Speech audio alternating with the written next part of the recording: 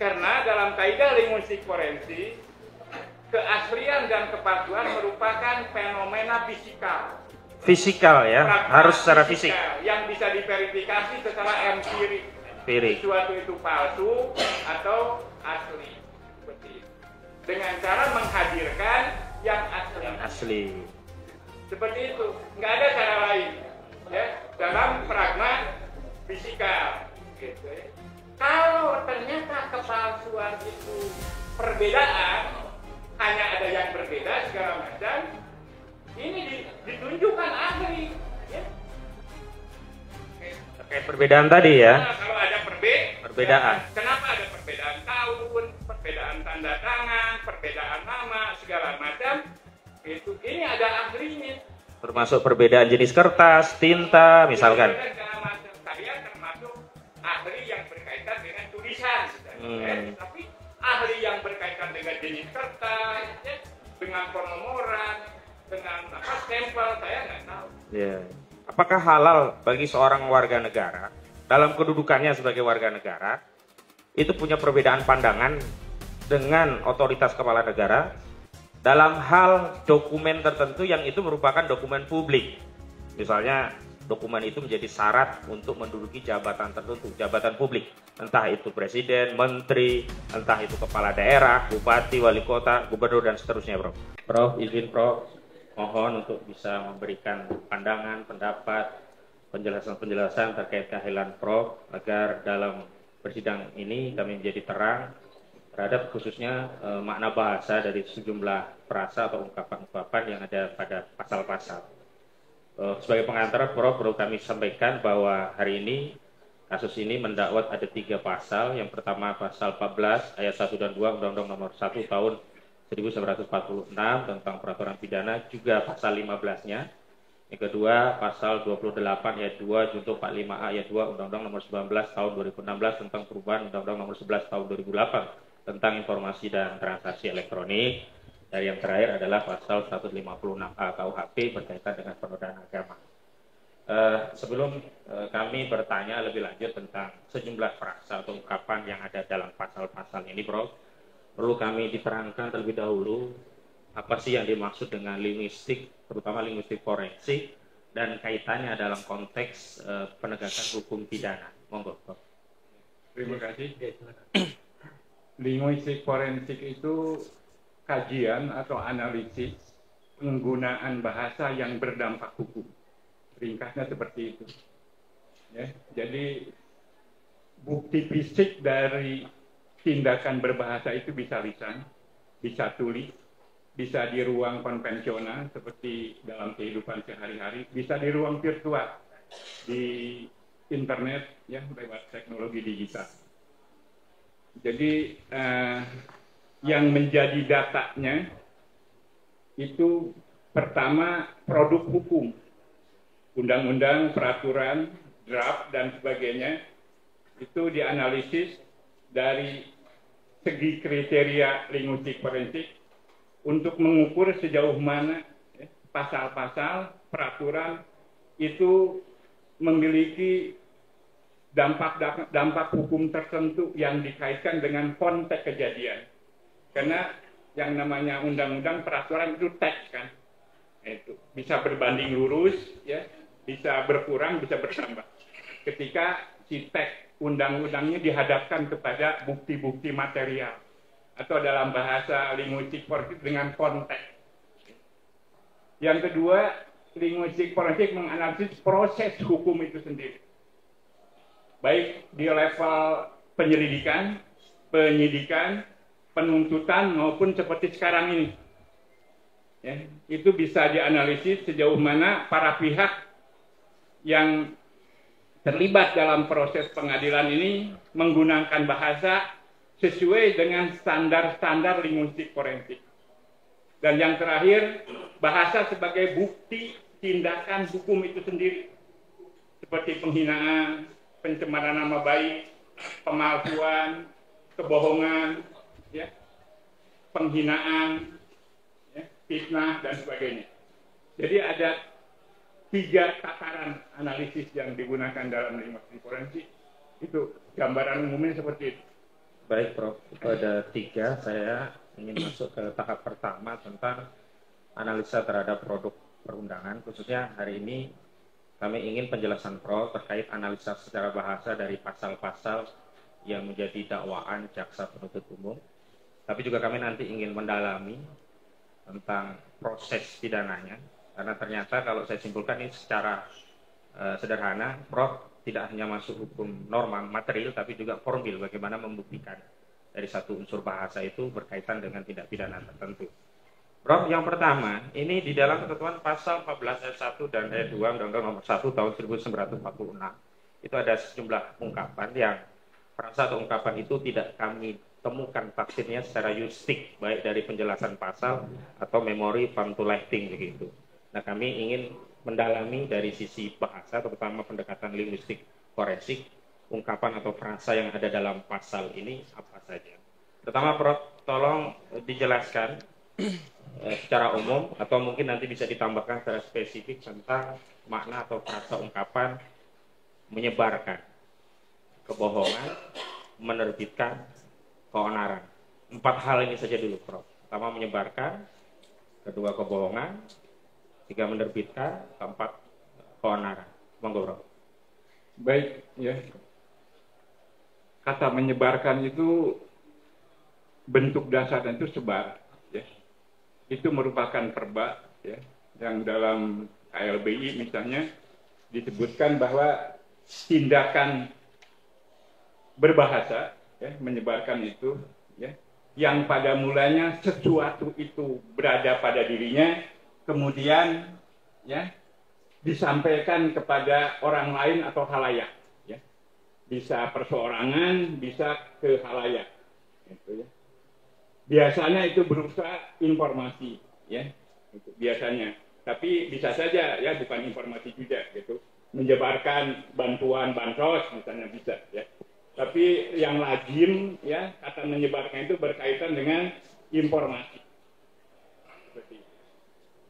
Yang kedua, Prof, kebohongan.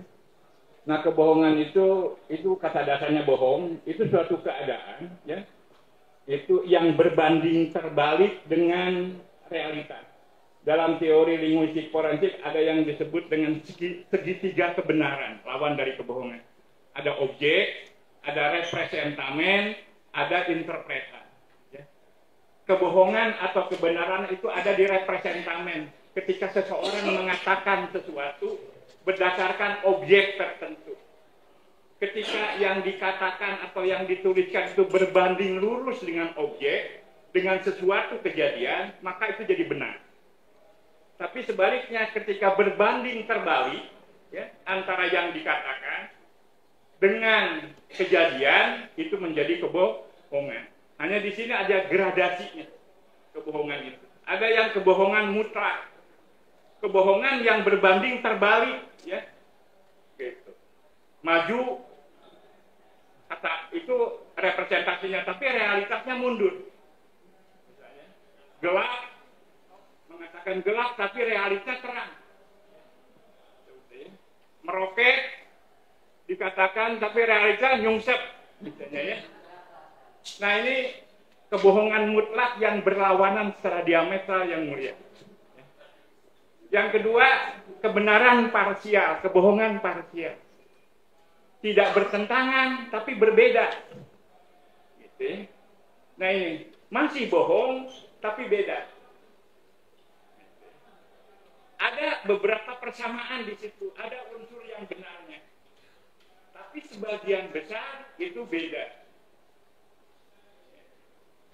Nah, ini bisa debatable, ini bisa mengundang perbedaan pendapat. Ya.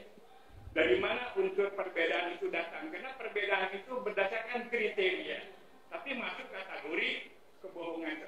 Disebutnya dalam kategori linguistik itu kebohongan distinktif, gitu. Kebohongan yang bisa diuji mana persamaannya, mana perbedaannya. Yang ketiga, ya, itu gradasi kebohongan yang kurang. Ya. Dari peristiwa itu ada yang dikurangi, ya. Tidak sepenuhnya dikatakan. Gitu. ini kebohongan juga. Dan yang terakhir adalah kebohongan yang ditambahi berlebih. Ya. Itu. Kebohongan yang ditambah, ini menyangkut kuantitasnya. Nah, ini biasanya kebohongan yang berantai. Ya. Seseorang mengatakan sesuatu, kemudian disampaikan lagi oleh orang itu, bisa bertambah, bisa berkurang. Disampaikan lagi, bisa bertambah, bisa berkurang. Dalam istilah Jawa itu disebut dengan kebohongan getok tular. Ya. Kebohongan yang sambung bersambung. Seperti itu. Inilah level kebohongan yang terjadi dalam kaidah linguistik. Semuanya kebohongan ini bisa berdampak hukum menurut kaidah linguistik forensik. Kalau ada pihak yang mengadu dan dirugikan secara material. Maksudnya itu, kalau tidak dirugikan secara material hanya malu saja, hanya dampak sosial saja, itu tidak berdampak hukum kebohongan ini.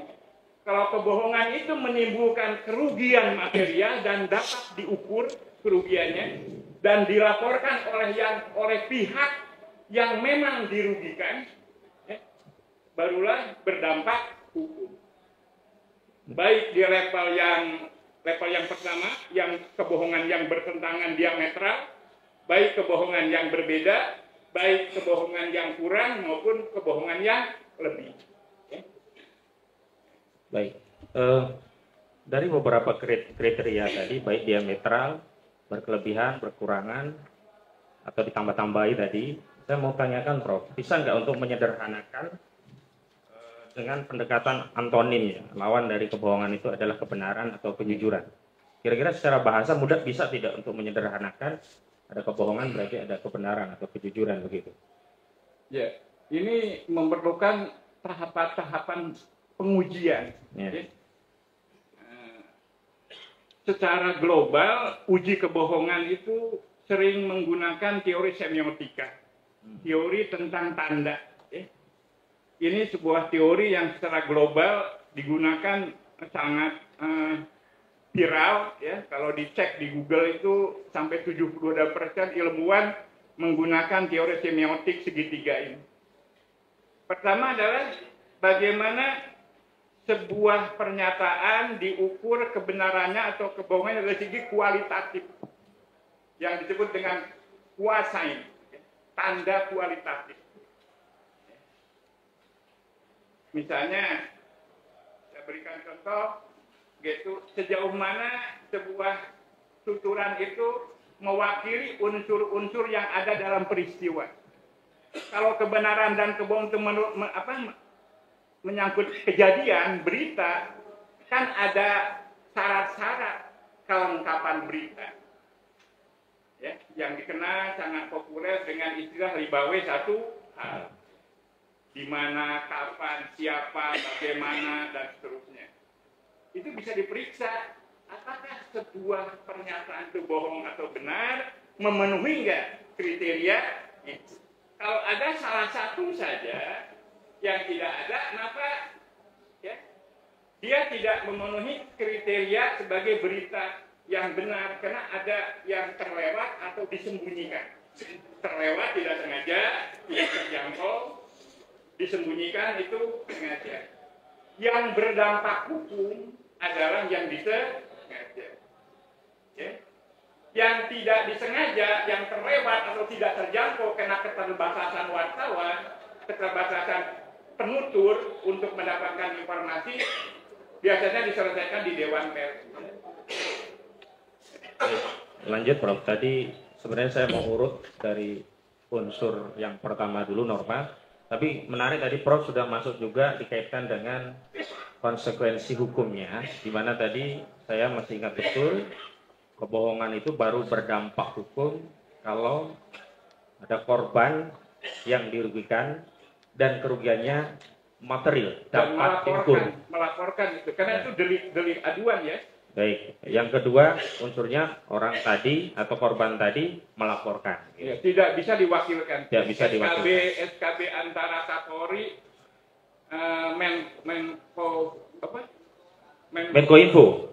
Menkominfo. Ya, itu kemudian Menkominfo ya, Sama dengan Kejagung. SKB-nya itu ya.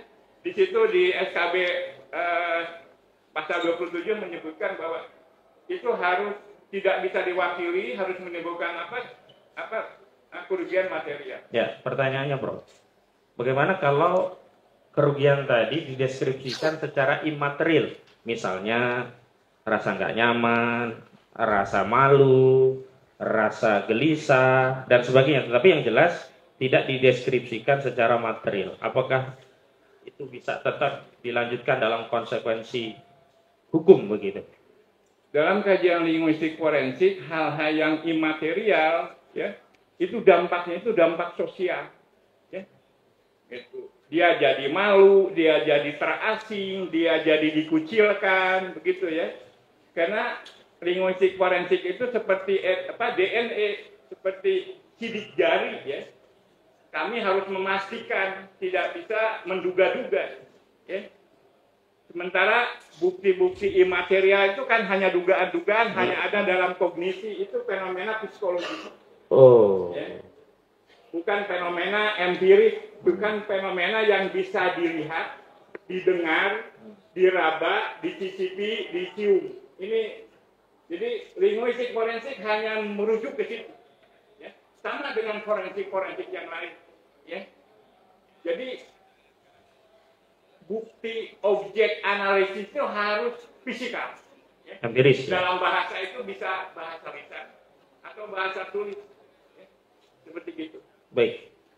Bagaimana kalau kemudian sikap kerugian itu selain imaterial justru dalam bentuk sikap batin gitu, merasa ya. Perasaan-perasaan yang menjadi sikap batin seseorang itu ada dua pertanyaan, Prof. Apakah itu bisa dikategorikan sebagai fenomena yang harus aktual tadi atau dia fenomena psikologi? Yang kedua, apakah unsur daripada kerugian itu bisa cukup dikonfirmasi dengan rasa gelisah yang merupakan sikap batin tadi dan baru teraktualisasi setelah ditanyakan kepada orang lain? Kalau dalam proses hukum, sikap batin tadi baru teraktualisasi setelah ditanya dalam BAP. Mohon diterangkan. Kegelisahan, keresahan, ya itu kan itu fenomena kognitif. Jadi begini yang mulia, dalam berbahasa itu ada beberapa level. Ada yang disebut dengan pragma fisika. Seseorang berkata berdasarkan sesuatu yang sangat fisikal, sesuatu yang empirik, sesuatu yang dilihat, didengar, kemudian dia mengatakan sesuatu, dan itu bisa diverifikasi oleh orang lain. Ya.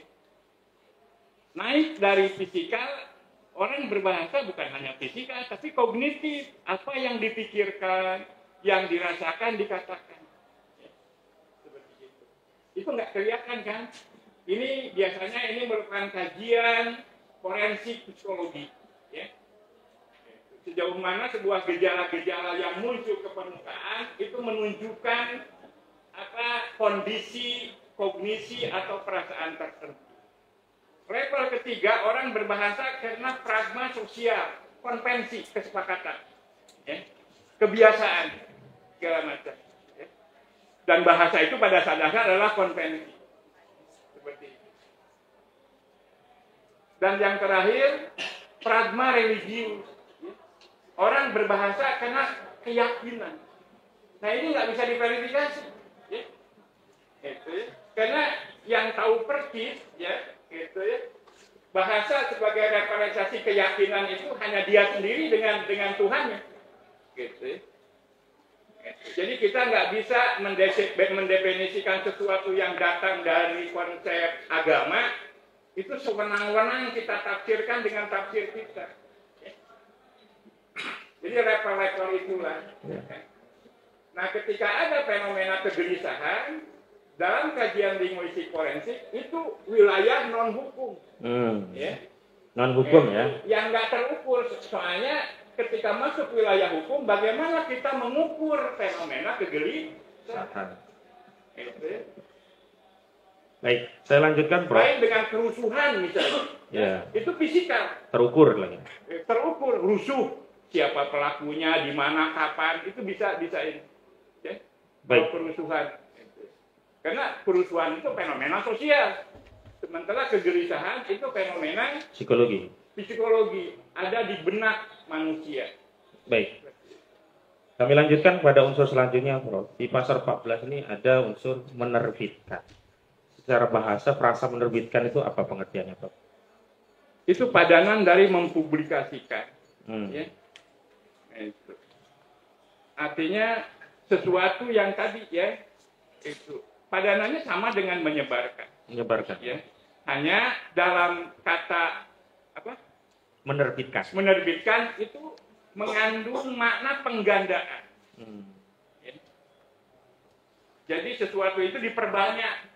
Kalau menyebarkan bisa hanya 1 lembar, ya, nyampaikan 1 orang. Kalau menerbitkan, ini ada aspek kuantitatif, ya, sekian banyak, gitu, ya.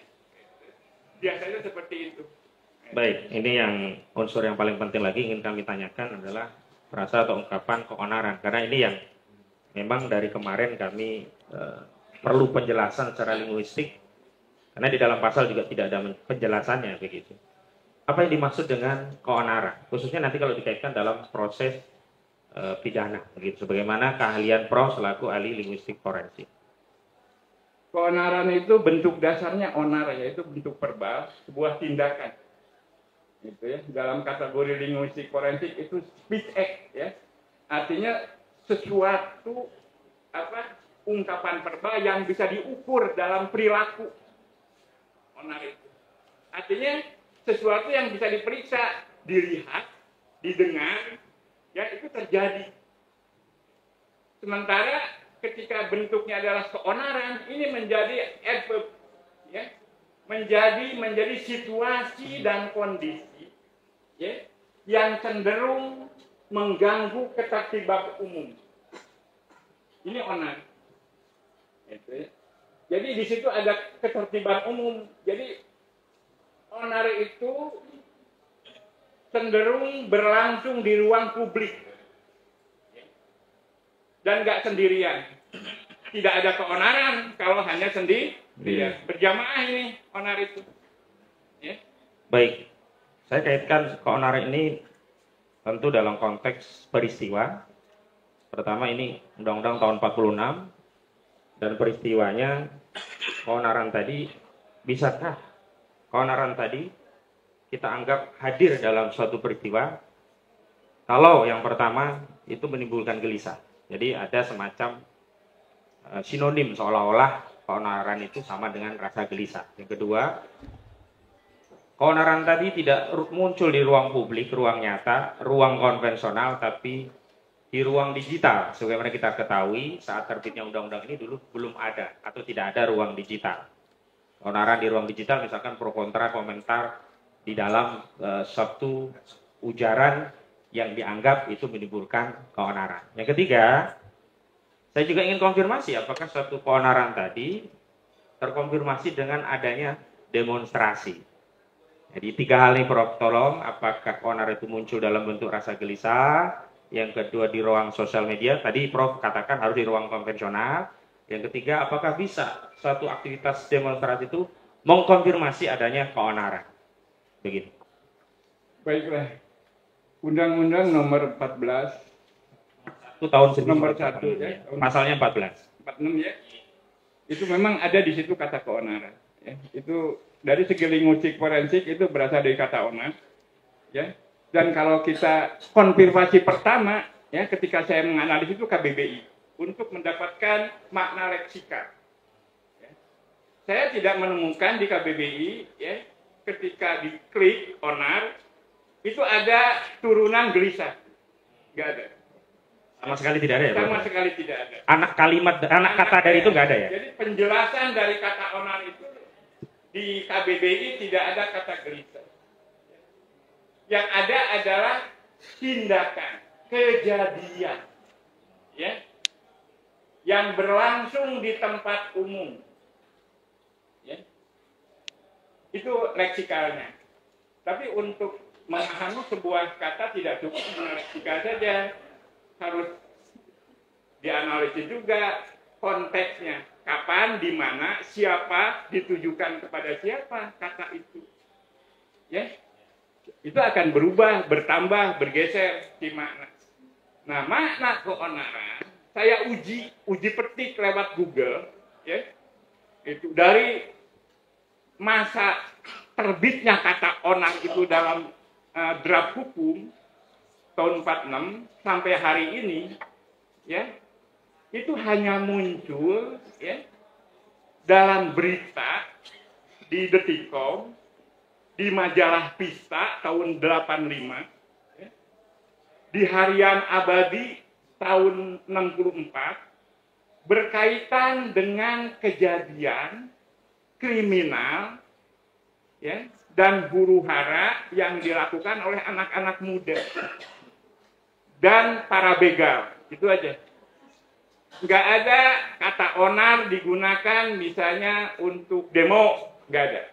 Saya nggak menemukan, ya. Itu bisa diuji di Google, ya. Nah, terakhir saya dapat di majalah Vista misalnya kata onar itu dipertunjukkan musik Good Bless, ya, gitu. Musik, pertunjukan segala macam, anak-anak bikin ribut segala macam. Majalah Vista memberi judul terjadi keonaran untuk seperti itu. Di Sindo, ya, beberapa bulan yang lalu kata onar digunakan untuk geng motor, ya, yang membawa senjata tajam di jalanan dan mengganggu ketertiban umum. Media mengasih label onar. Ya. Baik. Jadi dari segi teks, ya, nggak ada urusan dengan gelisah. Dari segi konteks, ternyata ini kata onar ini sangat spesial. Baik penuturnya, media, ditujukan kepada siapa dan tentang apa. Karena itulah lapisan-lapisan yang memang lazim terjadi dalam analisis linguistik forensik untuk mengidentifikasi sejauh mana teks itu berdampak hukum ketika diverifikasi ke peristiwa.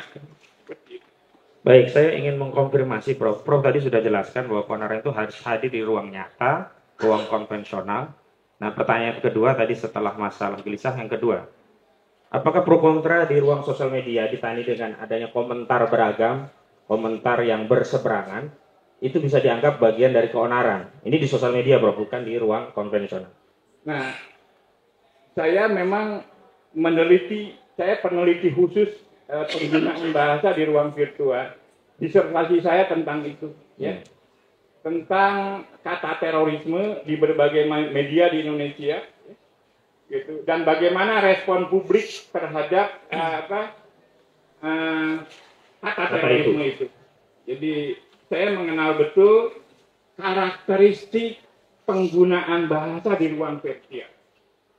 Ada dua kategori yang mulia di situ.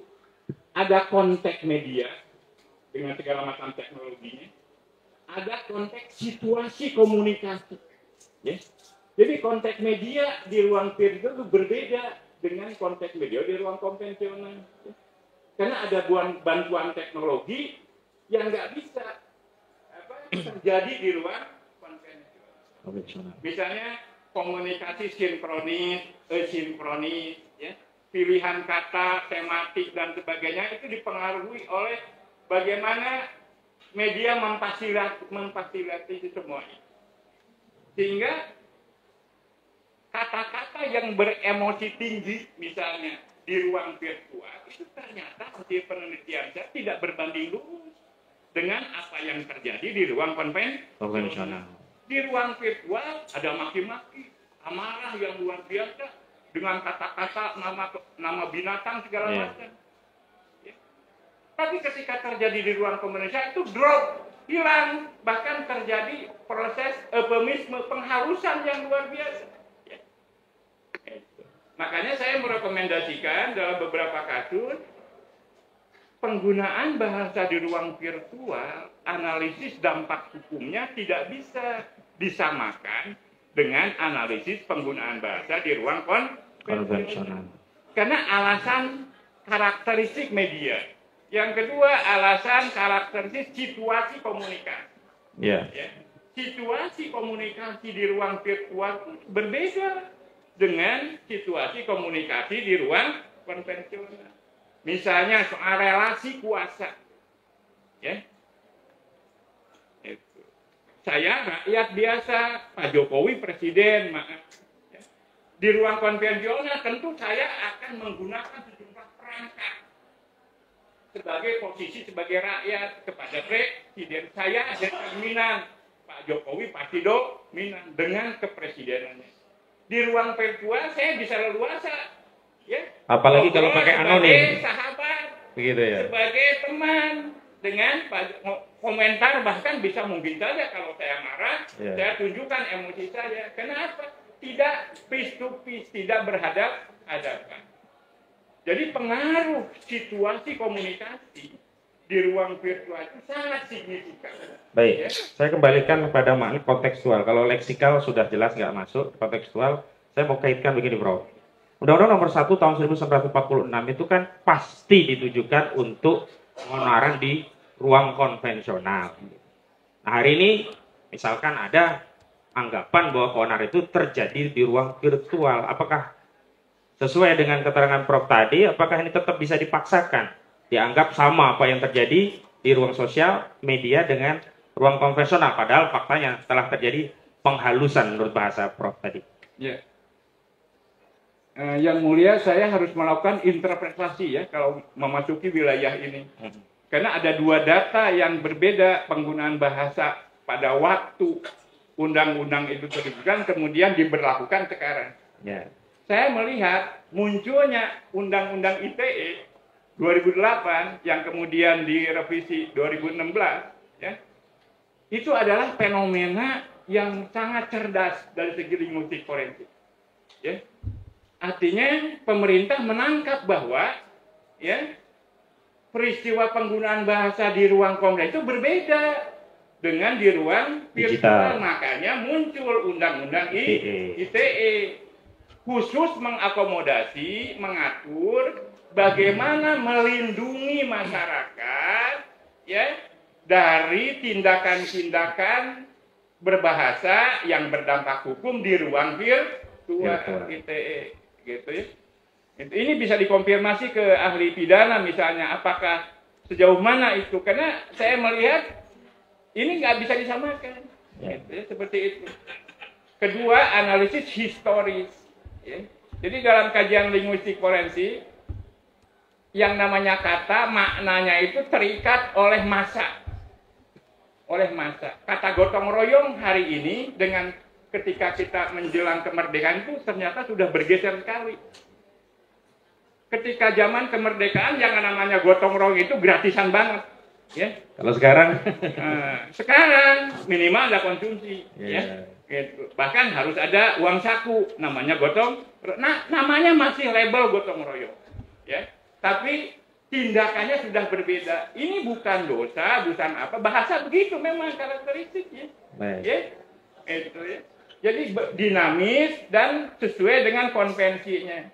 Makanya ketika pemerintah mengantisipasi perkembangan hukum, muncullah undang-undang ITE. Kenapa perilaku tindakan berbahasa di ruang kompleks sudah tidak memadai lagi, gitu ya? Seperti gitu. Makanya muncullah undang-undang ITE, terutama pasal 28 yang saya tahu ya, itu yang menunjuk kepada tindakan-tindakan ya yang berbahasa yang menimbulkan kebencian dan seterusnya dan seterusnya dan seterusnya. Baik. Sehingga ketika ada fenomena penggunaan bahasa yang berdampak hukum di ruang virtual, menurut saya, tafsir saya, relevannya itu dengan undang-undang ITE. Karena undang-undangnya dimaksudkan memang untuk itu. Untuk itu ya. Lex spesialisnya memang untuk itu. Iya, untuk itu. Untuk semua tindakan. Di ruang digital. Riwayat hidup saya ada sekitar 170 sekian pengalaman saya mengadvokasi kasus-kasus. 50 kasus itu lebih banyak berkaitan dengan pencemaran nama baik, penghinaan dan sebagainya di ruang virtual. Ya. Itu. Baik. Seperti gitu. Tinggal satu lagi, Bro. Sebelum beranjak ke pasal yang lain. Jadi tentang demo itu sendiri, Bro. Mau diterangkan demo itu secara mungkin leksikal atau ada makna yang lain yang mungkin Prof bisa terangkan. Apa maknanya, apakah halal demo dan seterusnya. Yang paling penting adalah kami ingin tahu apakah adanya satu demonstrasi itu mengkonfirmasi adanya satu tindakan keonaran. Demo ini itu kosakata asing ya, itu berasal dari bahasa Latin. Kata dasarnya demos, ya. Bisa demonstrasi, bahkan berdekatan dengan demokrasi, ya. Itu sama kata-kata dasarnya. Kalau demokrasi, demosnya itu rakyat, ya. Krasi itu pemerintahan, kekuasaan. Jadi pemerintahan, kekuasaan yang berdasarkan berbasis kerakyatan. Sederhananya begitu. Demonstrasi, ya, krasi itu adalah unjuk pendapat, unjuk perasaan, ya.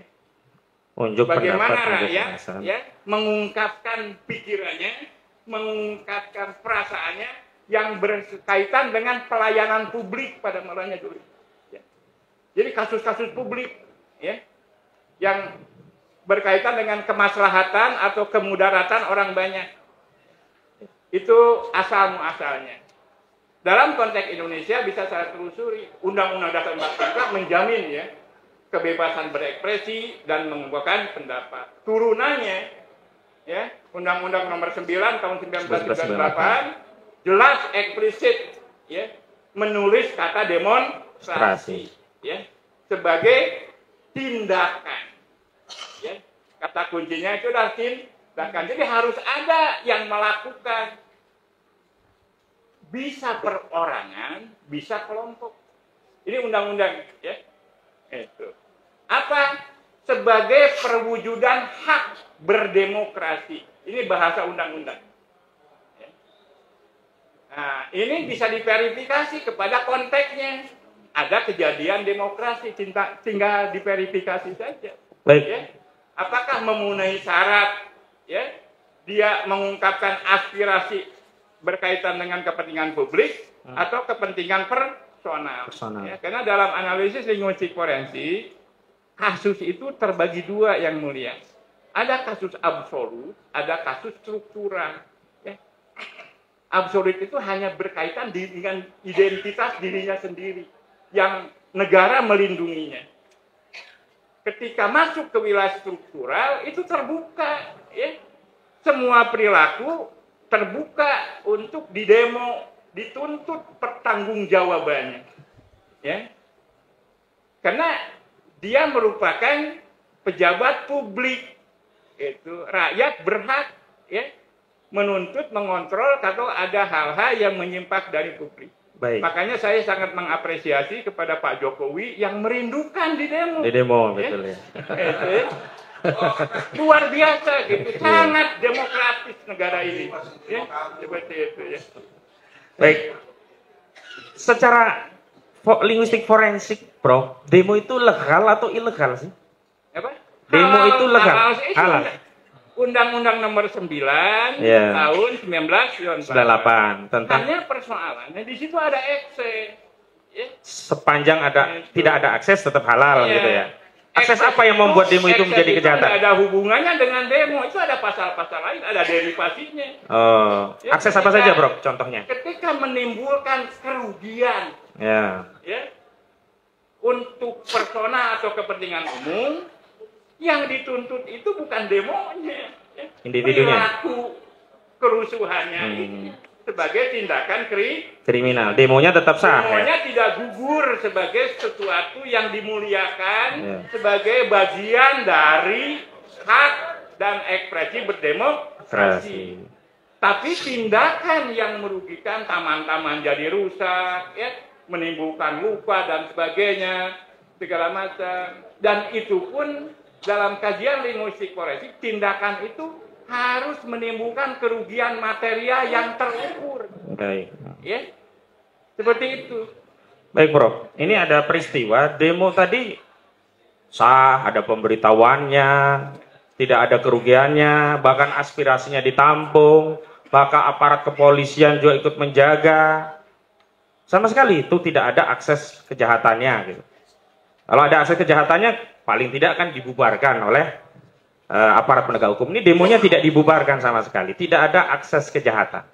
Nah, kalau demo yang demikian tadi, yang ada pemberitahuannya, yang ada pengawalan aparat, yang penyampaian aspirasinya juga diterima, yang selesai juga dengan damai, tidak ada kerusuhan, tidak ada macam-macam, tidak ada akses negatif lah gitu.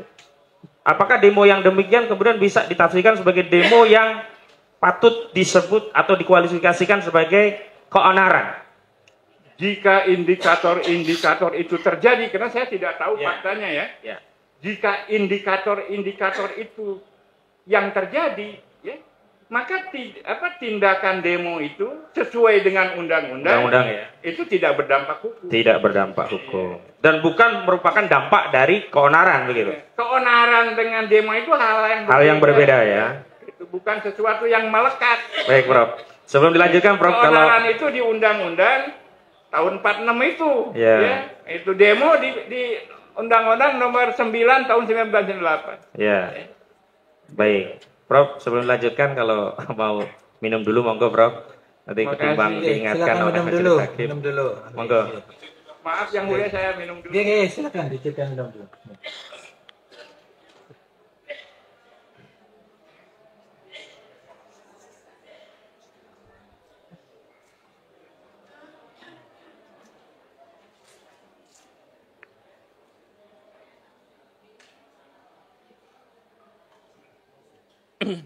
Izin yang mulia untuk melanjutkan.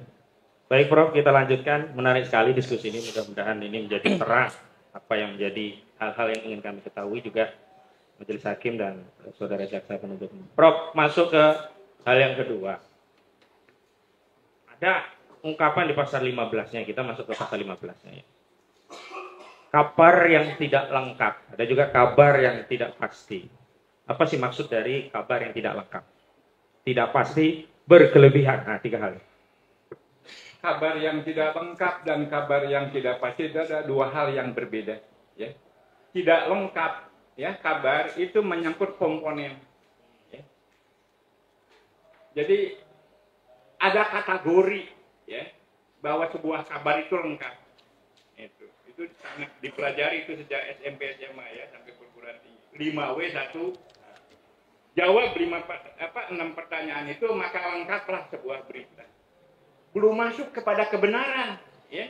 Tapi kelengkapan. Belum tentu loh yang lengkap ini benar. Karena uji kelengkapan dengan uji kebenaran adalah hal yang berbeda. Jadi ketika ada ungkapan berita tidak lengkap, ada komponen yang tidak ada dalam berita itu. Bisa di mananya, bisa kapannya, bisa siapanya, bisa bagaimananya, bisa mengapanya, dan seterusnya. Dan berdampak hukumnya atau tidak, ya, itu tergantung petuturnya, siapa pembaca itu. Apakah dia dirugikan ya, dengan ketidaklengkapan itu secara material atau tidak? Itu ya, karena orang boleh-boleh saja memberitakan berita tidak lengkap ketika dia belum menemukan kelengkapan. Ya, dan itu biasanya disebutkan, ya, karena sumber tidak bisa memberitakan maka hal ini belum diketahui. Biasa saja, ya, seperti itu. Jadi bukan aib ya ketika berita itu tidak lengkap.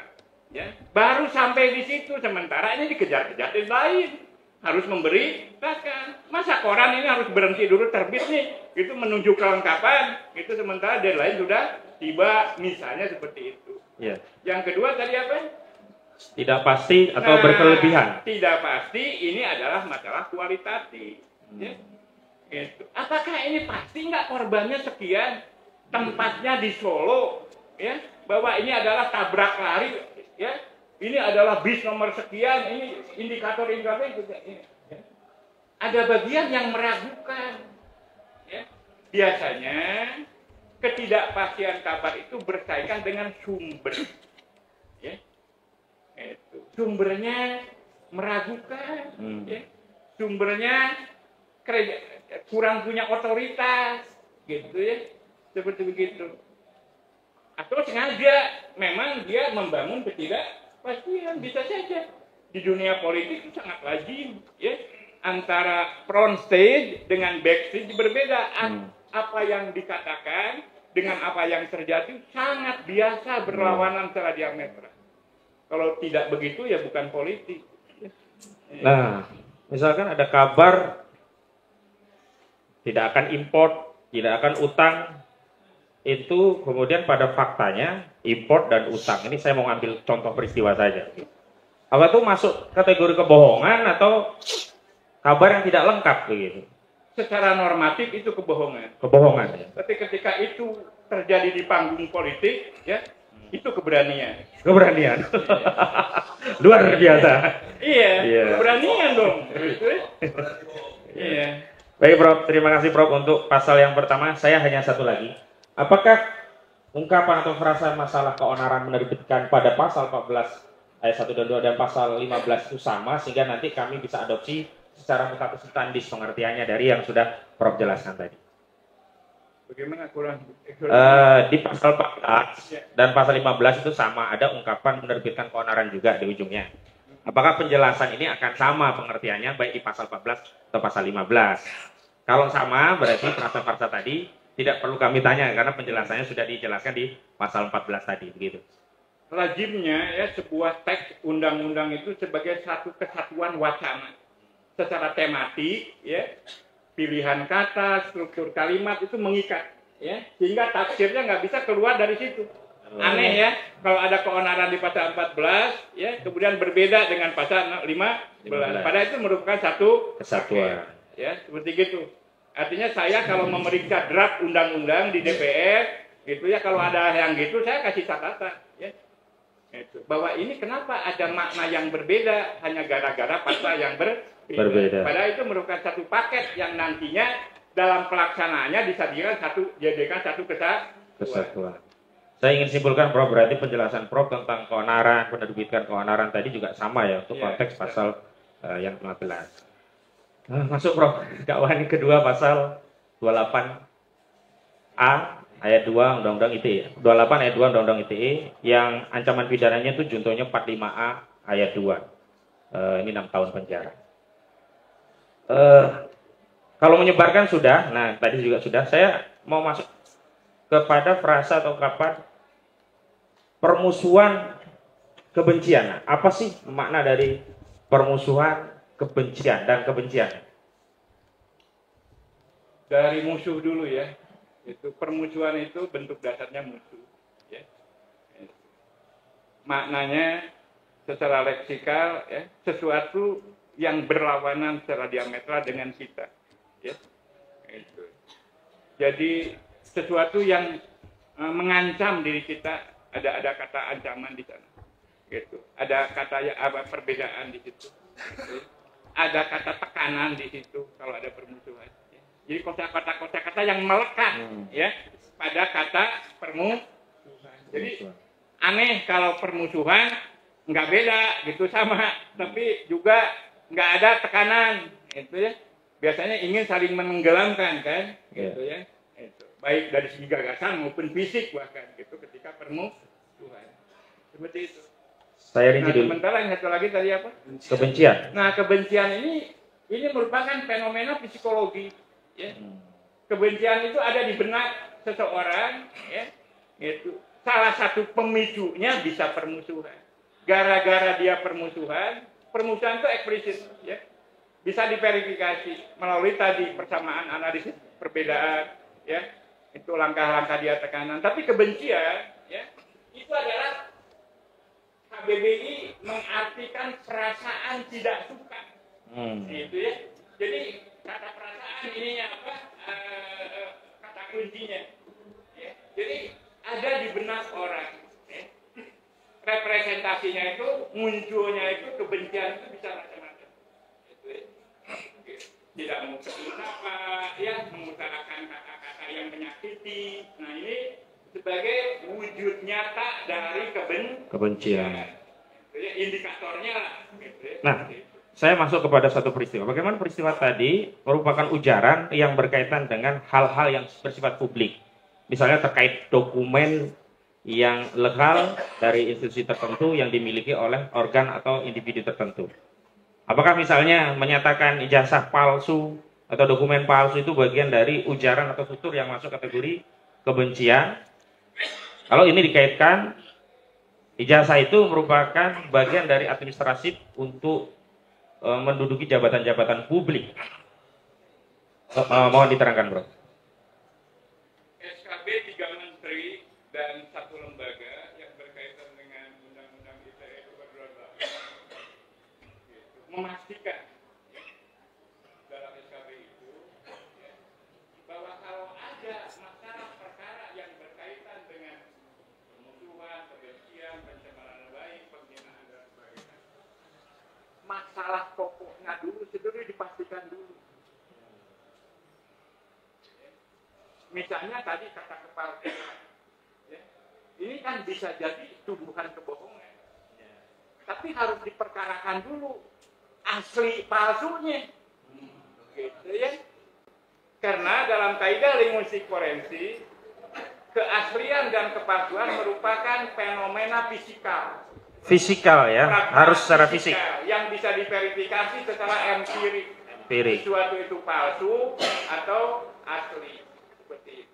Dengan cara menghadirkan yang asli. Seperti itu, nggak ada cara lain, ya, dalam pragma fisikal. Gitu, ya. Kalau ternyata kepalsuan itu perbedaan, hanya ada yang berbeda segala macam, ini ditunjukkan ahli. Ya. Terkait perbedaan tadi ya. Nah, kalau ada perbedaan. Kenapa ada perbedaan tahun, perbedaan tanda tangan, perbedaan nama, segala macam, itu ini ada ahlinya.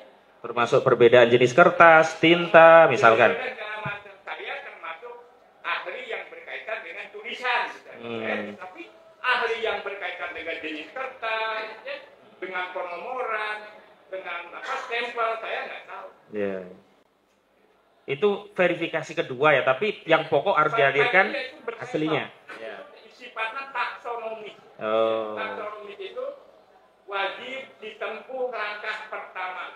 Ya. Karena kalau langkah pertama tidak dilakukan, langkah berikutnya nggak perlu lagi. Oh. Nggak perlu lagi. Baik, Prof. Tadi kan ada fenomena sosial juga, dinamika di tengah masyarakat. Ya berbeda itu kan belum tentu bermusuhan, begitu. Misalkan kalau kita bicara tentang perbedaan antara Rusia dan Ukraina dalam perang yang terjadi hari ini, bisalah kita kategorikan itu permusuhan. Karena memang mereka perang dan sedang bermusuhan. Bagaimana kalau konteksnya itu perbedaan dalam konteks kritik terhadap ya syarat-syarat dari pejabat publik yang itu merupakan domain publik, begitu loh. Apakah bisa ini dikatakan motif yang sifatnya memusuhi atau permusuhan, begitu? Monggo, Prof. Sarangan. Itu diakomodasi oleh undang-undang ya. Undang-Undang Dasar 45 eksplisit ya menyebut ya, kebebasan berekspresi, berserikat, berkumpul dan menyatakan pendapat ya. Jadi perbedaan itu halal, sah. Gitu ya. Termasuk misalkan hari ini ada Partai Demokrat tidak sama dengan PDIP, biasa saja bukan berarti bermusuhan ya. Ya. Misalkan itu ada pada level berlawanan secara diametral, hitam putih. Ya, permusuhan itu. Makanya ada gradasinya dari permusuhan itu dari yang bertentangan dengan perbedaan, dengan penambahan, dengan pengurangan itu lebih gradasinya lebih rendah. Ya. Apakah halal bagi seorang warga negara dalam kedudukannya sebagai warga negara itu punya perbedaan pandangan dengan otoritas kepala negara dalam hal dokumen tertentu yang itu merupakan dokumen publik. Misalnya dokumen itu menjadi syarat untuk menduduki jabatan tertentu, jabatan publik. Entah itu presiden, menteri, entah itu kepala daerah, bupati, wali kota, gubernur, dan seterusnya, Bro. Dalam kajian linguistik forensik harus dipastikan dulu, ya, apakah pelakunya itu personal, ya, atau dalam konteks SOP dia, dalam konteks merupakan tanggung jawab dia dalam pekerjaannya. Ketika itu masalah pribadi, ya, itu masuk wilayah SARA, bisa kena sanksi hukum. Kalau yang diujar itu pribadinya, pribadi, ya. perilaku pribadinya. Perilaku pribadi. Jika perilaku yang menyangkut kebijakan publik, ya, itu sangat terbuka. Undang-undang membuka ruang selebar-lebarnya, ya, kepada pejabat publik, ya, untuk ya menerima berbagai macam pendapat termasuk yang berbeda. Ya, karena itu merupakan hak dan kewajiban rakyat dalam berdemokrasi. Ini saya mengutip bahasa undang-undang ya. Undang-Undang nomor 9 tahun 1998. Jadi bukan pendapat saya, tapi itulah yang terjadi. Nah, baik, menurut ketentuan Undang-Undang nomor 9 tahun 1998 tentang kemerdekaan menyampaikan pendapat di muka umum, di sana kan ada jenis-jenis penyampaian pendapat di muka umum ya, termasuk demonstrasi ya. Ada pawai, ada orasi ilmiah, dan seterusnya begitu. Pertanyaan kami, apakah pendapat yang juga disampaikan di ruang publik, dalam hal ini ruang sosial media, lebih spesifik melalui YouTube, itu juga termasuk yang dilindungi oleh undang-undang sebagai bagian dari kemerdekaan menyampaikan pendapat di muka umum? Nah, kita lihat dulu ya, di ruang virtual itu ada beberapa macam karakteristik kanal ya. Ada media siber seperti Kompas, Detikcom, Cindo, itu media siber. Artinya media seperti konvensional tapi menggunakan saluran virtual. Ya. Makanya Kompas ada edisi konvensionalnya, ya. Yang lain-lain juga ada. Ya. Nah, itu terikat oleh undang-undang pers. Ya. Karena itu sebagai lembaga ya, yang memang itu dilindungi oleh pemerintah. Sebagai partner pemerintah dalam menunaikan tugas kontrol gitu ya. Karena di samping eksekutif, yudikatif, legislatif, yang keempat itu pilarnya itu pers, media, diwakili di ruang virtual itu oleh media cyber media. Oke. Yang kedua media sosial, ini enggak ya, ini media publik ya, media masyarakat. Gitu ya. Seperti Facebook, YouTube, Twitter, gitu ya. Instagram, segala macam itu nggak berbanding lurus dengan platform, Detikcom, segala macam. Itu media, itu nggak ada hubungannya dengan undang-undang pers. Ya. Gitu. Itu dia dikenai oleh undang-undang ITE. Ya. Gitu. Jadi saya termasuk yang ikut merumuskan dari awal ya undang-undang ITE ini, Pak yang mulia, itu dimaksudkan untuk melindungi transaksi elektronik, ya. Hanya kesininya digunakan ya untuk menjerat perilaku-perilaku yang berkaitan dengan kritik terhadap pemerintah. Ya, padahal sebetulnya undang-undang itu sejatinya itu untuk melindungi masyarakat, sangat mulia. Ya. Agar masyarakat tidak ditipu ya, oleh kegiatan-kegiatan yang bisa merugikan secara material. Nah, ini seperti itu. Ya. Saya ingin tegaskan bahwa berarti Prof berpendapat bahwa segala ujaran yang masuk di sosial media itu tunduknya harusnya undang-undang ITE secara spesialis ya. Iya. Tidak bisa digunakan undang-undang konvensional. Tadi karena secara keilmuan ya, karakteristiknya itu berbeda, ya, bukan bertentangan, tidak bertentangan. Ada beberapa persamaan, tapi berbeda. Gitu ya. Makanya muncul undang-undang itu. Baik, Prof, lanjut ke unsur sana kan dikatakan diborong semua ini. Diborong semua, yang lain nggak dikasih. Ini masalahnya teorinya dulu. Nanti kawan-kawan masuk ke faktanya dulu. Iya, atau diborong semua pertanyaannya. Khawatir nanti tidak nyambung kayak gitu.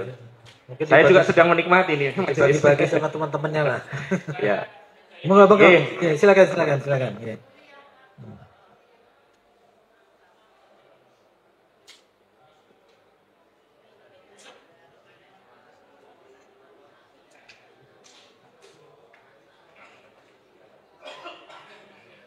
Izin majelis dilanjutkan.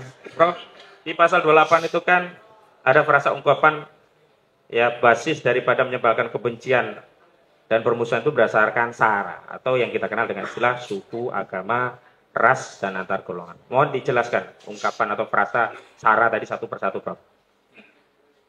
Waduh, berat ini. Jadi sara itu ya itu akronim dari suku, agama, ras, dan antar golongan. Semua kosakata yang ada dalam akronim SARA itu semuanya netral yang mulia. Ya. Pada dasarnya semuanya netral. Ya. Kecuali kalau kata-kata itu ya, digunakan oleh seseorang yang menimbulkan kerugian. Ya. Atas nama suku, atas nama golongan, atas nama agama, atas nama antar golongan, ya, digunakan untuk sebuah tindakan, ya, yang merugikan secara material, ya, masyarakat publik. Itu. Misalnya, jadi sehari-hari kita menggunakan kata-kata itu, ya. Itu saya nggak bisa menyesali sebagai suku Sunda, saya bangga loh sebagai orang Sunda. Tapi saya tidak menghinakan, tidak menyepelekan orang non Sunda ya. Iya, kemarin saya jajan bakso di sini, ada tukang goreng ketan. Aneh. Ya, ini goreng ketan namanya Jawa tapi namanya Priangan. Nah, gitu ya. Artinya saya jadi bersahabat, ngerasa diakui. Ya, ketika di Solo ini ada kata ya, karena kata Priangan itu milik kami di Sunda. Artinya nggak ada masalah sebetulnya. Itu ya. Saya ingin borong sebetulnya itu gorengan tadi ya. Istri saya melirik nggak boleh karena saya pengidap diabetes. Masya Allah. Artinya itulah pentingnya. Agama ya antar golongan najis nggak bisa dihapuskan dari kehidupan manusia. Iya. Gitu ya. Hanya ketika itu berdampak atas nama agama membunuh misalnya. Membunuh. Ya. Atas nama agama menghina orang lain, atas nama agama menfitnah, ini yang jadi masalah hukum. Ya. Misalnya nih dalam konteks peristiwa, saya adalah seorang muslim, saya pergi ke Singapura, sebagai seorang muslim saya terikat dengan akidah syariat Islam, di antaranya harus makan makanan halal. Iya. Dan ketika saya bertanya ada nggak masakan yang halal, itu juga SARA sebenarnya, tapi apakah yang demikian itu masuk konsekuensi kejahatan gitu? Tidak ada. Saya mendapatkan jaminan. Ya, kita harus mendapatkan jaminan bahwa makanan yang kita makan itu halal.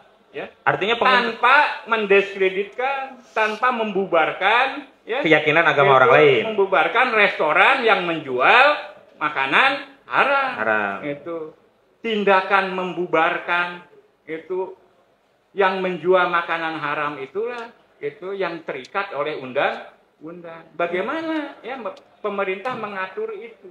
Nah, ada satu peristiwa, Prof. Orang punya keyakinan pada ajaran agama tertentu, kemudian saya menggunakan ungkapan umum saya ya, bersumpah atas nama Tuhan, dan dia meyakini apa yang dia sampaikan benar, dan dia sanggup ya dilaknat oleh Tuhan kalau apa yang dia sampaikan itu keliru. Apakah hal yang demikian juga adalah satu tindakan atau ujaran yang bernada SARA yang masuk kategori kejahatan, atau ini biasa saja karena dia meyakini ajaran agamanya? Negara kita hidup di Indonesia nih ya, negara kita menjamin kebebasan ya untuk mewujudkan keyakinan agamanya masing-masing tanpa menimbulkan gangguan kepada pihak-pihak yang lain. Kita nggak boleh mengganggu dan kita juga nggak boleh diganggu. Itu jaminan, gitu ya. Itu yang muncul dari asas ketuhanan yang maha esa. Ya. Jadi rujukannya adalah, ya, itu adalah ideologi negara. Ya.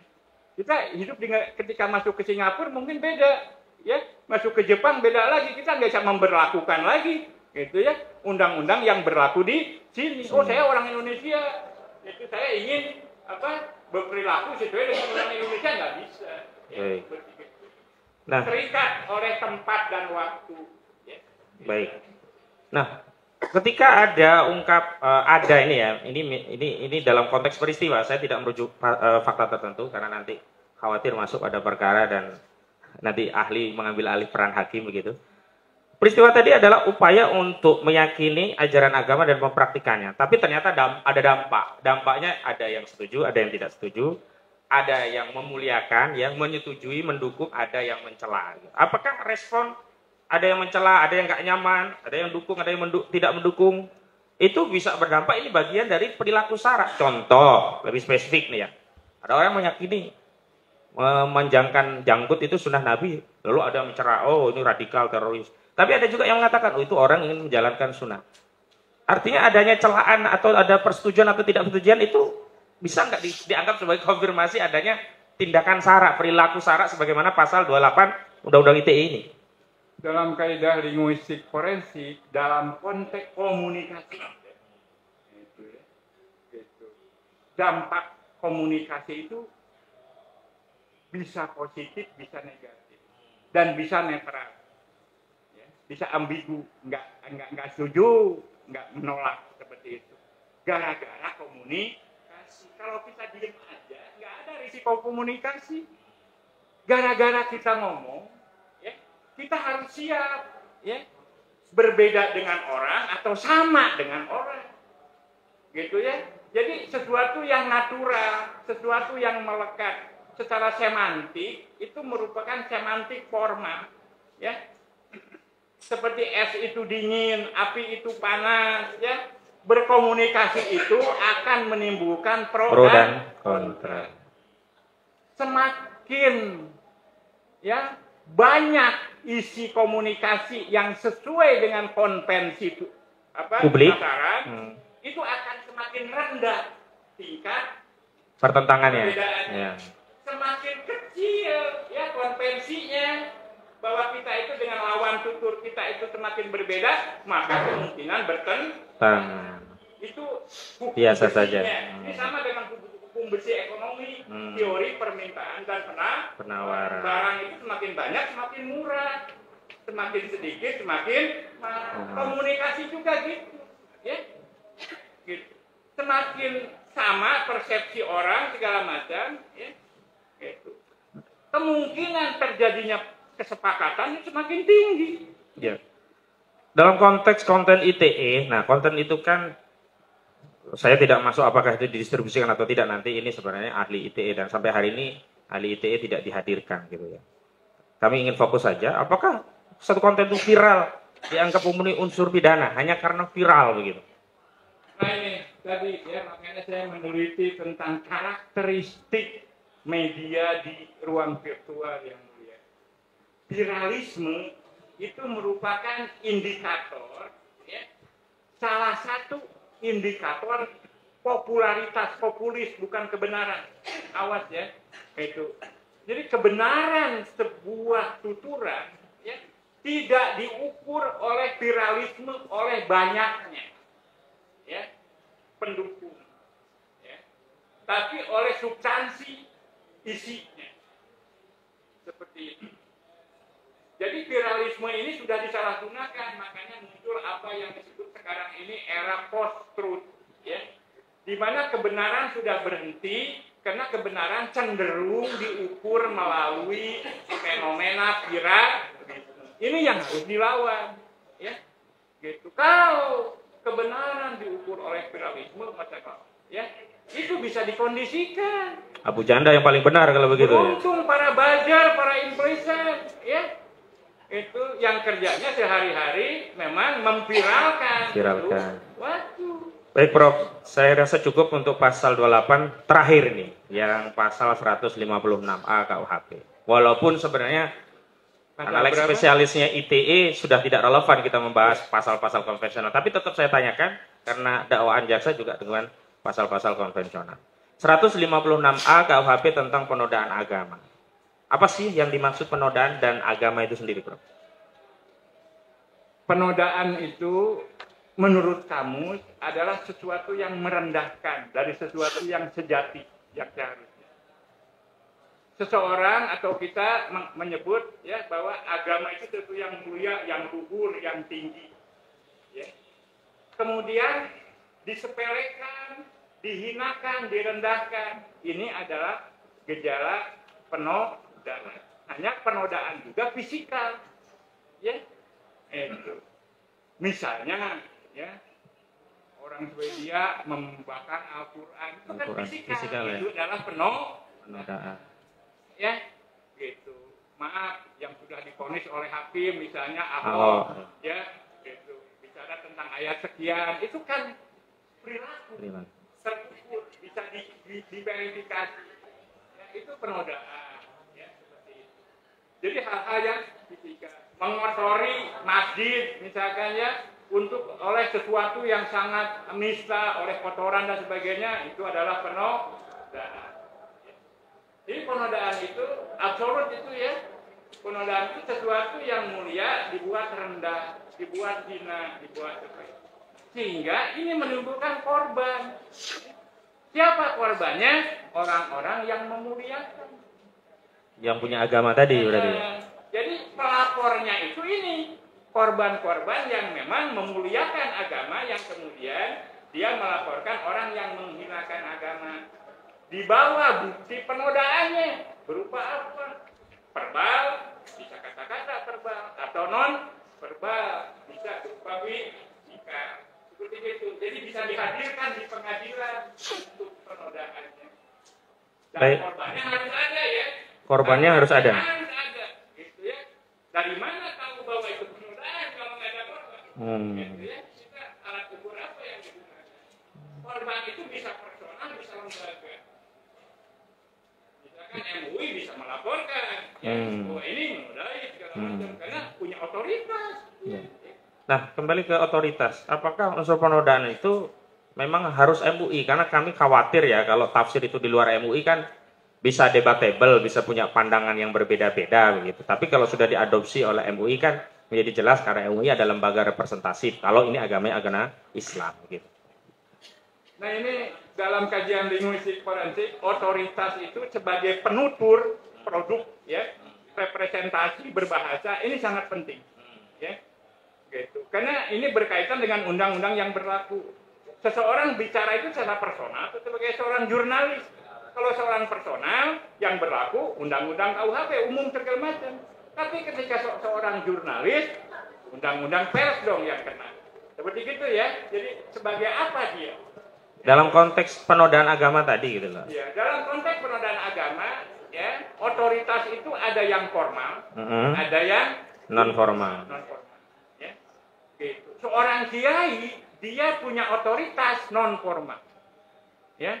Bisa ditunjuk ciri-cirinya, punya pesantren, ini apa segala macam, sehingga dia legitimate untuk ngasih label terhadap sebuah tindakan tertentu, dan itu menjadi konvensi masyarakat, jelas pengikutnya. Pertanyaan saya, bagaimana kalau itu terjadi pada orang yang meyakini ajaran agama tertentu, kemudian dia mempraktikannya, terlepas mungkin ada yang keliru atau ada yang kurang lengkap, apakah bisa dia dianggap sebagai orang yang menodai agamanya sendiri, padahal dia meyakini sedang mempraktikkan ajaran agamanya?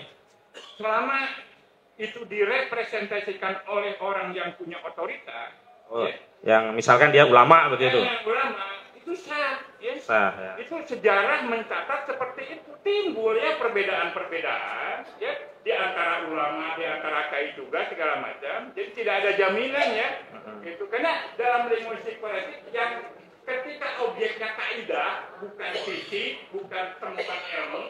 Kalau fisik kan dikonfirmasi secara empirik. Kepalsuan, keaslian, mana yang asli, mana yang palsu. Kalau keilmuan, ya mana metodenya, teori apa yang digunakan segala macam.